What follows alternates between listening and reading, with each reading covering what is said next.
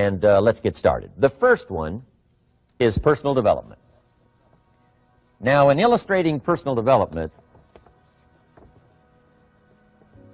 Mr. Schoaf, my teacher, started with money. You know, money's not the only place to start in talking personal development, but it's where he started, so let me share the thoughts he shared with me back then. Let me share them with you. Here's the best lesson I can give you on economics. It's very simple. We get paid for bringing value to the marketplace. That's about as simple as I can put economics. We get paid for bringing value to the marketplace. Now, it takes time to bring value to the marketplace. However, we do not get paid for time, so we cross that out. Mistakenly, the man says, I'm making about $20 for an hour. Not true. If that was true, you could just stay home, right, and have him send your money. So that's not true. We don't get paid for time. We get paid for value brought to the marketplace. Now, since that's true, here's one of the key questions of my talk to you today. Is it possible to become twice as valuable to the marketplace and make twice as much money in the same time? Is that possible? The answer is yes. Could you become 3 times as valuable as you might be right now to the marketplace and make 3 times as much money in the same time? And the answer is yes. 5 times? 10 times? Of course. America is unique. It's a ladder to climb. It starts down here, let's say, at $5 an hour, and it keeps going up. Top income last year, $80 million. The guy who runs Coca-Cola. Now, that's a heck of a ladder. That's why everybody wants to come here, right? The boat people are not headed for Vietnam. People haven't plotted and schemed for 50 years saying if I could just get to Poland, everything would be okay. Not true. Everybody wants to come to America. And the reason is because we've got the best wind ever blowing in our favor. We've got the best economic opportunity anybody's had in 6,500 years. And all you have to do is understand it and take advantage of it. Now, there's some key questions to ask here. Why would the marketplace pay someone only $5 an hour? Very simple answer. They're not very valuable to the marketplace. Now, we must underline to the marketplace. This person might be a very valuable brother, yes. Member of the family, valuable, yes. Valuable member of the church, of course. Valuable citizen of the country, yes. Valuable in the sight of God, no doubt. We're all of equal value in the sight of God. But if you're not very valuable to the marketplace, you don't get much money. You say, well, it shouldn't be that way. Well, then you got to start your own country. You know, this one's been in process for 200 years, and this is the best we've been able to come up with so far. But here's the key. You don't have to stay here. Now, there was a big debate in Congress last year that this $5 was not enough, should be 6, should be 6, should be 6. But we don't need legislation. 6 is already on this ladder. The next step up. You know, if you work for McDonald's, they'll pay you $5 an hour to take out the trash. If you whistle while you take out the trash, they'll pay you $6 an hour. So we don't need that legislation. You just need to take lessons on how to whistle. Have a good attitude. Now, as you begin to climb this ladder, why would the marketplace pay some people $50 an hour? Answer, evidently, they must be more valuable to the marketplace. 10 times more valuable. And is that possible for someone to be 10 times more valuable and earn $50 an hour instead of 5? And the answer is yes. That's what America is all about. Now, why would the marketplace pay some people $500 an hour? Evidently, this person must be much more valuable to the marketplace. That's what's important to understand, to the marketplace.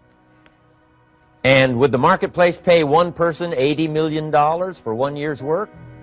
And the answer is, of course. If you helped a company make $1 billion, would they pay you $80 million? I'm telling you, it is possible.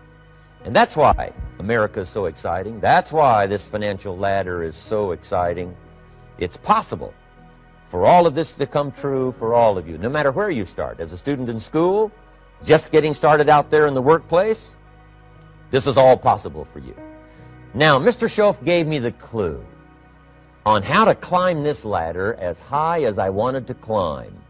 Now, we're talking primarily economics here. There's a lot of other ways to become valuable to your family, valuable to your friends, valuable to the community, valuable to the team, right? Valuable to the team effort, valuable to the concert. But here's what he said to me. In climbing this ladder economically, all you have to do is work harder on yourself than you do on your job. Once I heard that, it made sense to me.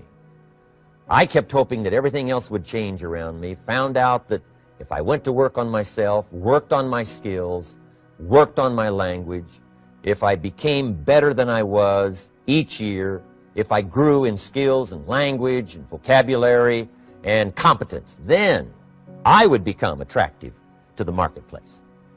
Not very long ago, a company called me and said, Mr. Rohn, we're expanding internationally. We'd like to have a bit of your expertise to help us. Would you give us a bit of your time? We'll add some millions to your fortune. And I said, okay. And I thought later, isn't that interesting they would call me? Then my second thought was, of course they'd call me. Who else would they call? I can get the job done. Now, what a contrast for me, farm boy from Idaho, raised in obscurity, parents of modest means, broke when I was 25.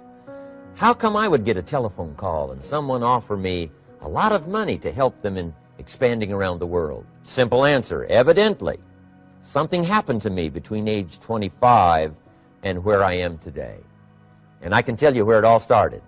From my teacher, Mr. Schoaf, who said to me, we don't have to change what's going on out there. That's the wind that's blowing. All we have to do is change what's going on in here. And now there's several ways to do that on personal development.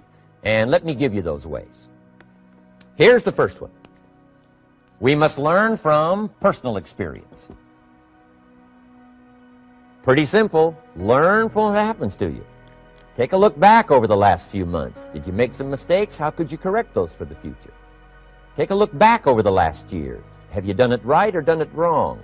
Let's correct it for the next year. Learn from your personal experience. Mr. Schoaf asked me when I first met him, he said, Mr. Rohn, how are you doing? You've been out there now 6 years. And I said, I'm not doing very well. He said, I suggest you not do that anymore. What a simple, swift analysis to my situation. He said, if you keep doing it, the next 6 years will be like the last 6. You don't want that to happen. Let's make the changes. So learn from your personal experience. Now here's number 2, why I came to share this video experience with you today. And that, I call it OPE, other people's experiences. That's me, other people. That's your teacher, other people. That's your friends and colleagues, other people. The people you meet that can pass along to you their experiences, what's happened to them, the mistakes they made, how they corrected them, how they changed their health and changed their bank account and changed their income and changed their future. That's it, other people. Now there's 2 kinds of people to learn from. One is failures. It's too bad failures don't give seminars, right? That would be valuable. Bring your notebook, have them tell you how they lost it all and threw it all away, threw their health away and threw their friendships away and things didn't work out well. That would be valuable. But now then we must also learn from positive, people that have done well. They've got the health, and so we ask them, how did you become so healthy? They've got the skills, so we ask them, how did you become this skillful? They've got the income, so we ask them, how did you get here in such a short period of time? So now here's what's important in personal development. In learning from other people, we learn, number 1, by observation. We learn what we see. We watch people that are successful in what they do. In sports, we watch their disciplines. In business, we watch their disciplines. By observation, what we can see. The reason I created this video was something that you could see someone's experiences translated for you. Second, we learn by what we hear. I've got some of my lectures on cassette tapes, so you know you can take them with you wherever you go and learn by listening. Turn your car into a mobile classroom and listen. And then listen to the sermon on Sunday morning. Listen to the lectures. Listen to the teacher. Listen to someone who's got something good to say. And then number 3 is vitally important on personal development, and that is read all the books you can possibly read in your lifetime. Mr. Schoaf got me started on my library. I've got one of the better libraries. Haven't read everything in it, but I feel smarter just walking in it. My library. At least I was smart enough to buy it. Now I got to be smart enough to read it. And then, of course, I got to be smart enough to decide what's valuable and then do it. But this one is very important. Become a good reader. Some books that helped change my life. Mr. Schoaf recommended, of course, the Bible. And my parents made sure I was a pretty good scholar by the time I was 18. That's been so beneficial for me, drawing from those illustrations, reading about those stories, people who made it and people who didn't make it, and what the difference was. And then other books that helped to really change my life. One called Think and Grow Rich by Napoleon Hill. And then a book that helped me become financially independent by the time I was 31. And that book is called The Richest Man in Babylon by George Clason. And I'm going to share a little bit of that book with you when I get to financial independence today, our 3rd subject. But I started reading the books, attending the classes, making sure that I got in front of people that had something good to say. And then I started keeping a journal. One of the major things my teacher taught me was to keep a journal. He said, don't trust your memory. If you hear something good, just make a little note and write it down. Now, at first I took, notes on pieces of paper and torn off corners and backs of old envelopes. And it didn't serve me well, thrown in a drawer. Then I learned to keep a journal, a bound copy of all my notes. So I would suggest you do the same. Things that impress you, a poem that impresses you. When you attend a class, some of the ideas that impressed you, jot them down.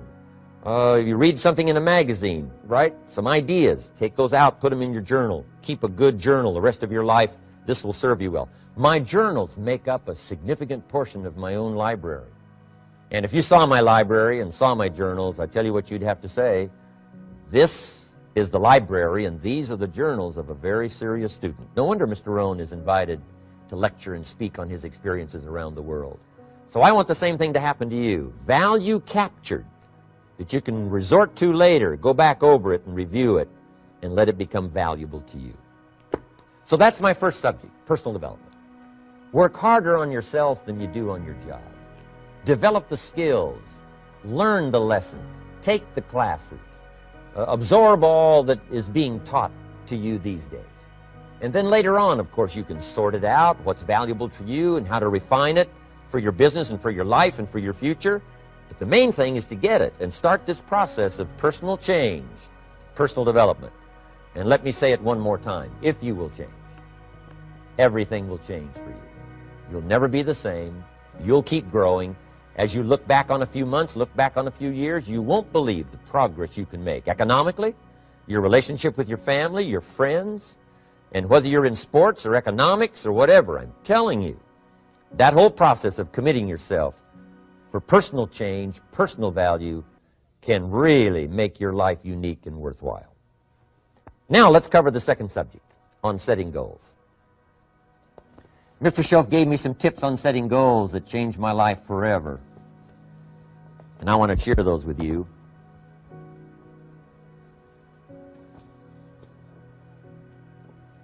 So let's talk about setting goals, and I also want to tie it to personal development, and you'll see how I'm going to do it as I progress here. Setting goals. We need to take a look into the future. There are 4 things to consider in terms of attitude. One is how you feel about the past. Best advice I can give you on that is treat the past as a school. Let it teach you the mistakes you've made, the things that went wrong, the things that didn't work. Don't use the past as a burden to carry, and don't use the past as a club to beat yourself to death. Past losses, past failures, past mistakes. But let the past be a school. Tough school maybe. We've all been through some tough stuff. So if you feel good about the past, draw from it for experience and let it teach you. Then next is how you feel about the future. We've got to have the future well designed. The future is called the promise. And here's what we teach in our leadership series. The promise of the future can be an awesome force for your own future. The promise of the future, designing the future. There's two ways to face the future. One is with apprehension, and the other is with anticipation. I promise you, in my travels around the world, most people face the future with apprehension. And here's why. They don't have it well designed. They've sort of left that up to someone else to fix. But here's the best way to face the future, with anticipation. And you can face the future with anticipation if the future is clear, if the future is well designed. And I would like to have you consider some thoughts with me that help me to really change my future by giving it some thought and some consideration. And here it is. In setting goals, it's very simple. Number one, decide what you want.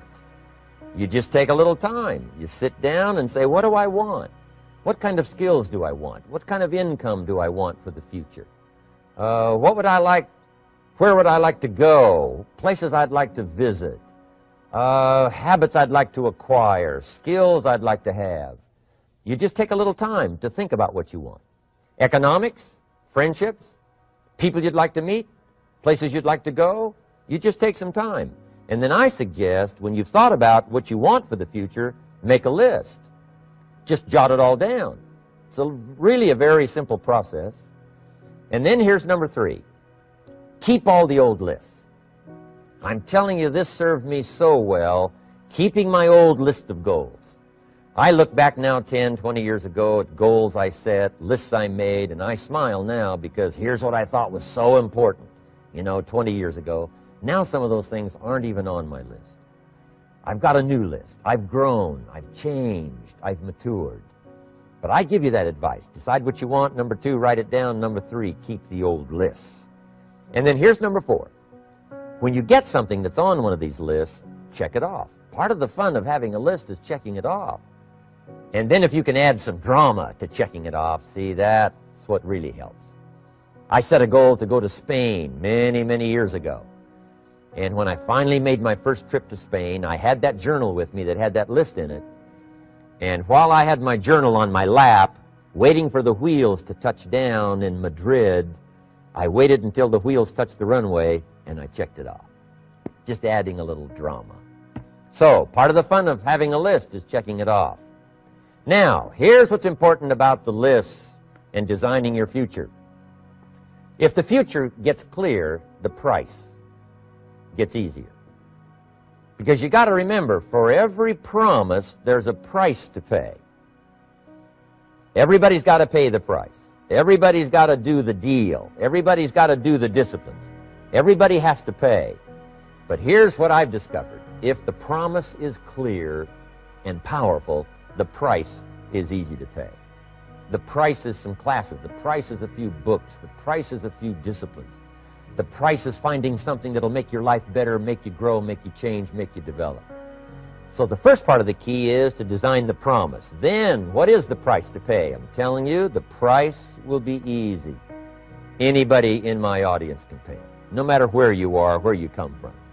Color doesn't matter, religion doesn't matter, where you grew up doesn't matter, circumstances don't matter. I'm telling you, if you'll make the promise of the future clear for yourself, the things you want, the places you want to go, the things you want to have, the person you want to become, the skills you want, the homes you want, the future you want, the friends you want, all of the values of life that you could possibly want. If you'll make that clear, make those lists, and be serious about it, I promise you it's an easy price to pay. Anybody can pay it. And the best advice I can give you is, if I can do it, you can do it. Farm boy from Idaho, raised in obscurity, I changed my life, turned it upside down, turned it all around, found economics, found future, found promise, and if I can do it, you can do it. So, start setting your goals and see if you can't get a better excitement going for the things you want to accomplish for the future. Now here's my third subject, and that's called financial independence. Oh, by the way, before I get to financial independence, let me cover one more point. One of the major reasons for setting goals is for what they make of you in achieving them.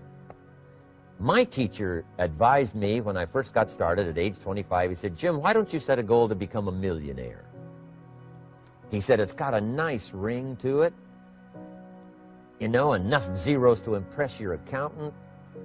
And he said, I'm here to help you. You're only 25 years old. You've been to 1 year of college. You've got a beautiful family, every reason to do it. Why don't you set a goal to become a millionaire? And he said, here's why.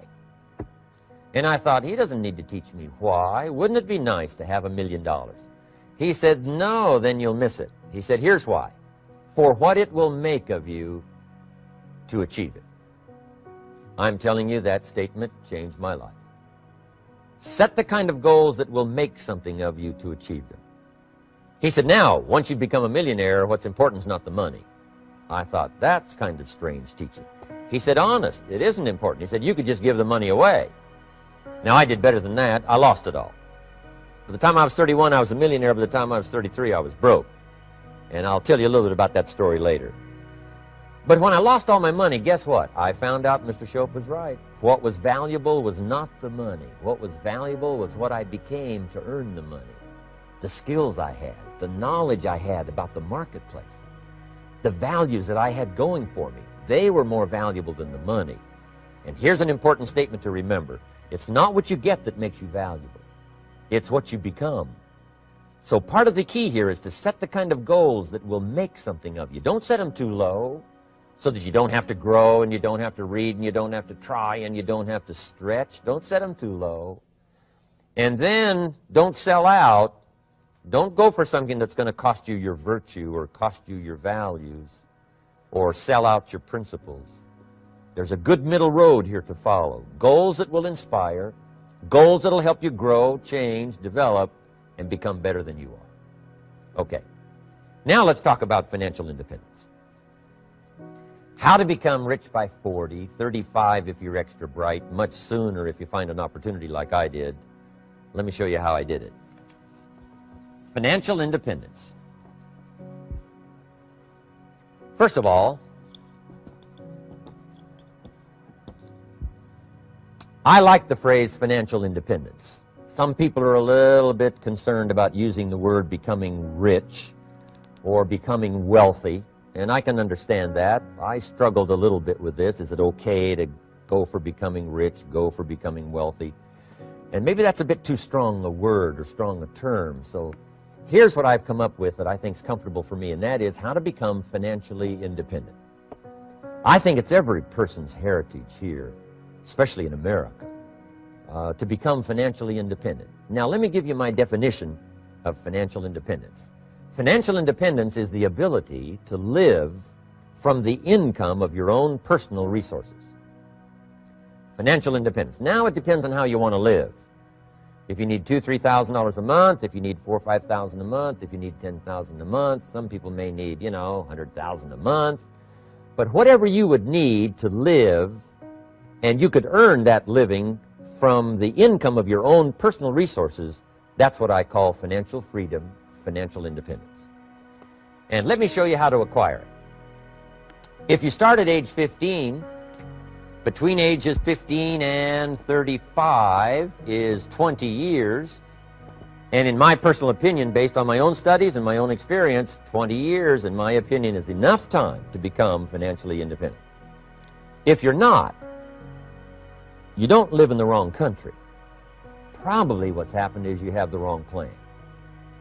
And it's easy to be a nice person with the wrong plan. I found that when I was 25 years old.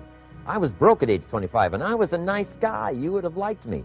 But I'm telling you, my plans up until then, especially my financial plan, left me broke. I totally changed it the next 6 years, and I became financially independent. So I know what I'm talking about. It is possible in a reasonable amount of time, 15 to 35, whatever, 20 years' time, enough time. You can do it in a much shorter period of time, like I did if you want to. But this is a reasonable enough time. But here's number one. First of all, you got to have the right philosophy. Philosophy is our ability to gather knowledge and sort through it and decide what's valuable. To develop a philosophy about life, a philosophy about our health, a philosophy about our family relationships, a philosophy about economics. And if you develop the right philosophy, that's what helps to set this sail so that in 6 years it takes you where you want to go, instead of winding up like I did that first 6 years of my economics, broke, no money, empty bank account. The right philosophy. Now let me give you a couple of philosophies to consider. Here's the first one. It's called the philosophy of the poor. And here it is. Poor people usually spend their money and invest what's left. That's the philosophy of the poor. Now here's the philosophy of the rich. Rich people invest their money and spend what's left. And here's the startling answer. It really doesn't matter what the amount is. What's most important is not the amount. What's really important is the philosophy. So I would ask you to adopt this philosophy of spending after you have invested. Invest first, then spend. And I've got a little formula that I'm going to share with you. Now, what should a child do with $1? I mean, there's a lot of debate going on, I'm sure, across the country on what a child should do with $1. Here's one opinion. It's only a child and it's only $1. What difference does it make? Well, in my opinion, it makes all the difference in the world. A person's economic future starts with a child with $1. Somebody says, oh, no, you're only young once. Let him spend it all. Well, when would you hope that would stop? Somebody says, well, wait till he's 50 and broke like me, and, and then he'll learn. Well, no, we don't want to wait that long.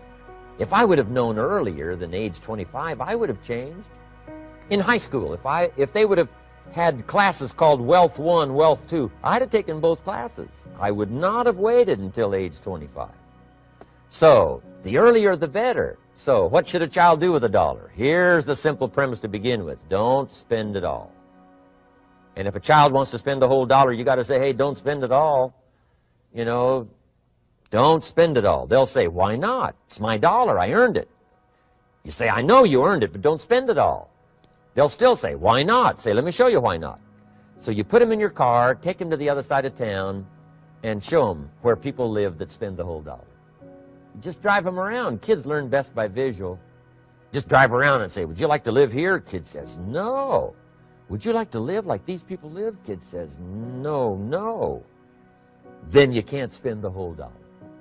So, kids will get the message. So, take them to the other side of town, show them around, unless you already live there, and then just show them around. Anyway, don't spend the whole $1. Now, let me give you my best view of what to do with $1.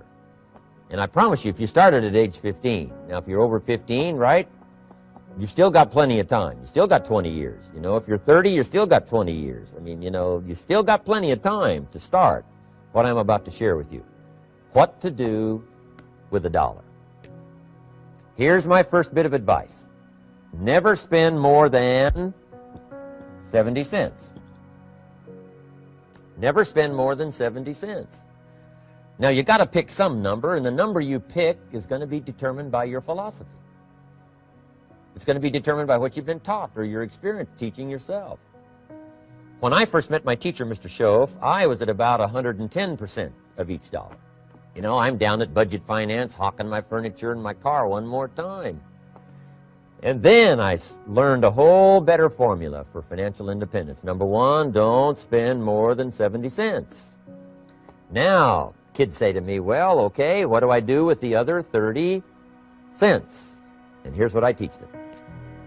10 cents for charity. Charity or church, or helping people that can't help themselves. 10 cents to support worthy projects. Projects that you feel good about. 10 cents out of every $1. It's called being generous with part of what you've taken out of society. Now, in my opinion, nothing teaches us character better than generosity. No class, no teacher, no book teaches character better than generosity. And the best time to start is when the amounts are small. And I know if kids learn these lessons well, they'll give a dime out of $1, help people that can't help themselves, support worthy projects. Or if you belong to a church, they teach tithe, piece of. That's very important. Now, because when the amounts get larger, sometimes it's a little more difficult. Giving 100,000 out of $1 million, someone says, oh, if I had $1 million, I'd give 100,000. I'm not sure. That's a lot of money. So the time to start is when the amounts are small. 10 cents out of the dollar. Okay, next 10 cents I call active capital. Active capital means do something to make a profit. Active capital. Set aside a portion of your income. Wages are okay, but I'm telling you, wages will make you a living. Profits will make you a fortune. So set aside part of your income as capital, called active capital. Any kind of project you can possibly think of, you can possibly come up with. I'm going to write a new book, I think, for kids. I think the title is going to be, Of Course, Kids Should Pay Taxes. It's kind of an interesting title. In California, kids do pay taxes. When a child walks into 7-Eleven, buys something that costs $1, the proprietor says, give me 7 more pennies. And the child says, hey, what's these 7 pennies for? And the proprietor says, that's the taxes. Kid says, well, hey, I'm only 8 years old. Proprietor says, congratulations, you're my youngest taxpayer. Give me the money. So in California, where I live, kids do pay taxes. Big question is, should they? And my book will answer that question. Of course, kids should pay taxes. Nothing is for free. If you want to ride your bicycle on the sidewalk instead of in the mud, you got to pay the 7 pennies. Nothing is free, so we all have to pay. So, 10 cents out of your living, out of the money you earn, set aside for capital. Capital to try your best to show a profit. And in my book, it's going to be all kinds of ways kids can make money, right? 2 bicycles, one to ride and one to rent. I mean, you know, it doesn't take long to figure out some enterprise that'll start making a profit. Then you must jot this down if you're taking notes. Profits are better than wages. 1, you can't usually start wages until you're about 16, 15, 16. But you can make a profit long before you're eligible to start earning wages. And then there's no limit to profits. And they can double and triple and quadruple. You know, there's no limit. It's incredible how fast profits can grow. So profits are better than wages. Wages make you a living. Profits make you a fortune.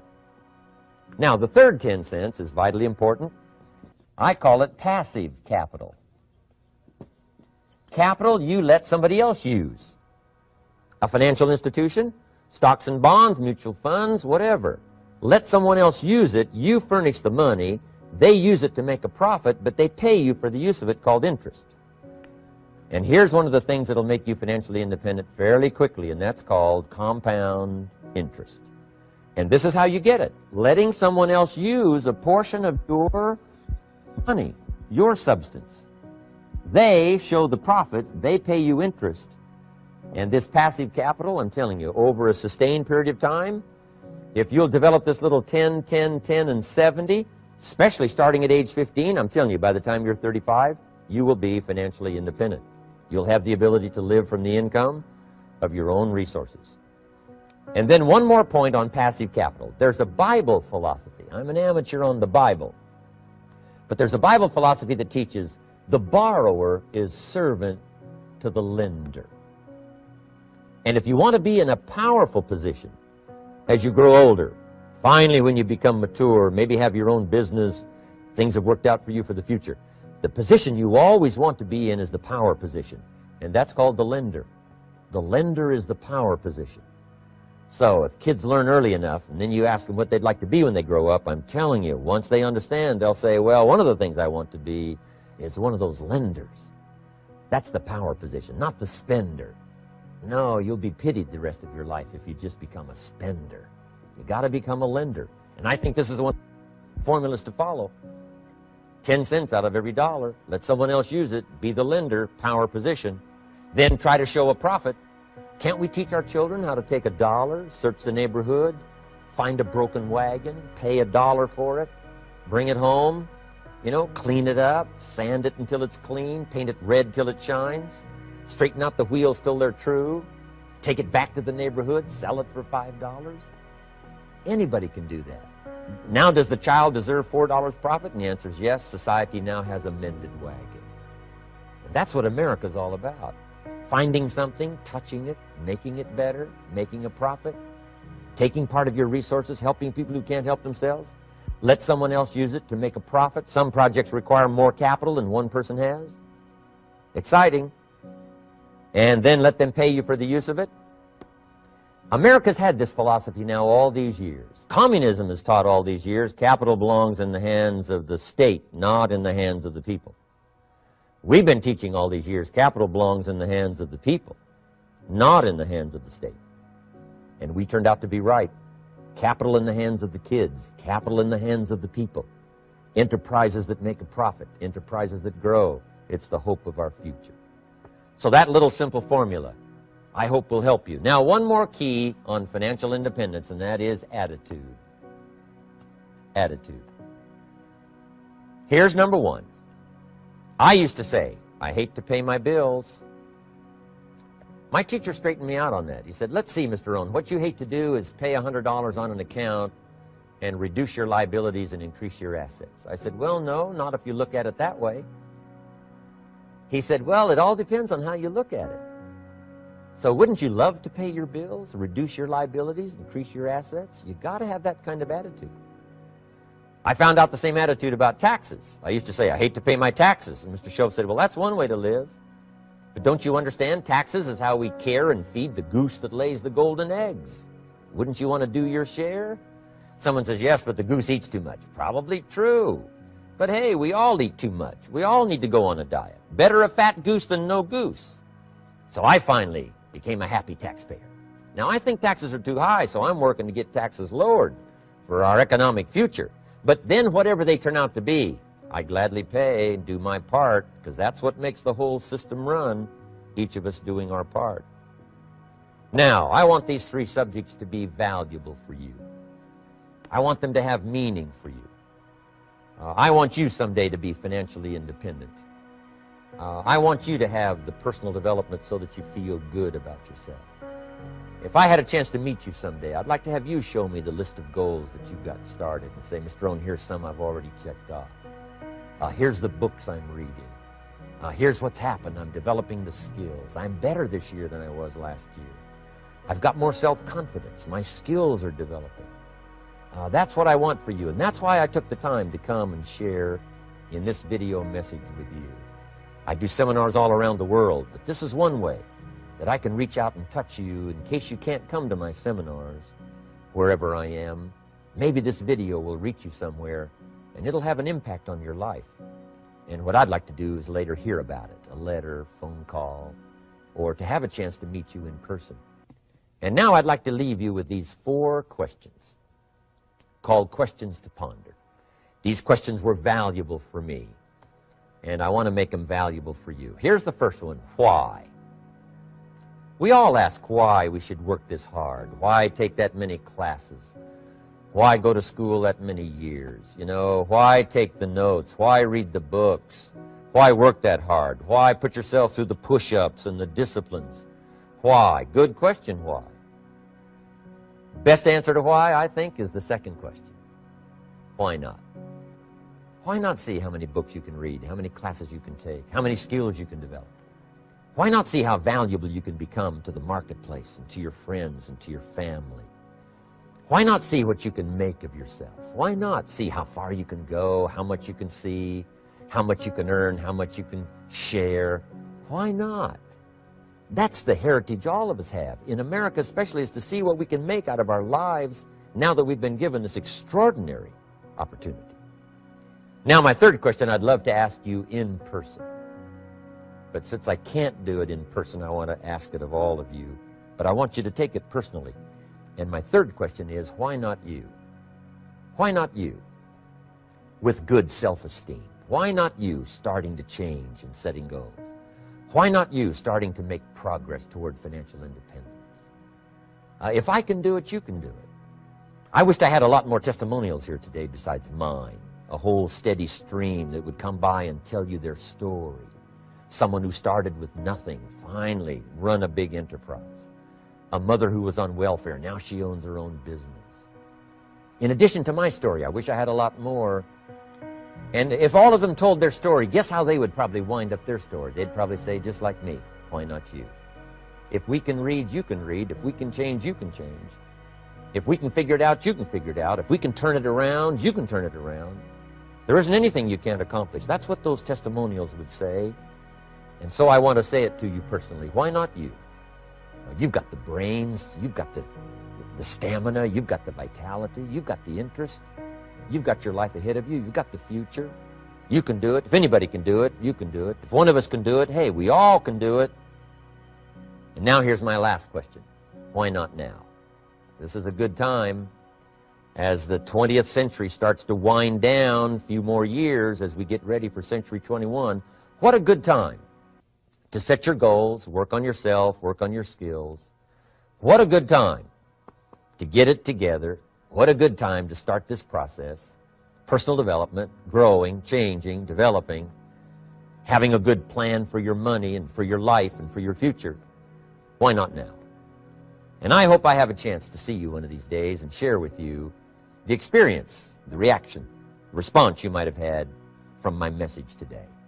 And until I get a chance to see you on this side of the world or the other side of the world, in some school or some seminar, or maybe I'll come and speak for a company that you work for someday, I hope I get a chance to meet you. Until then, I wish you the best. I want all that I've gotten to be yours and much, much more. God bless. Goodbye.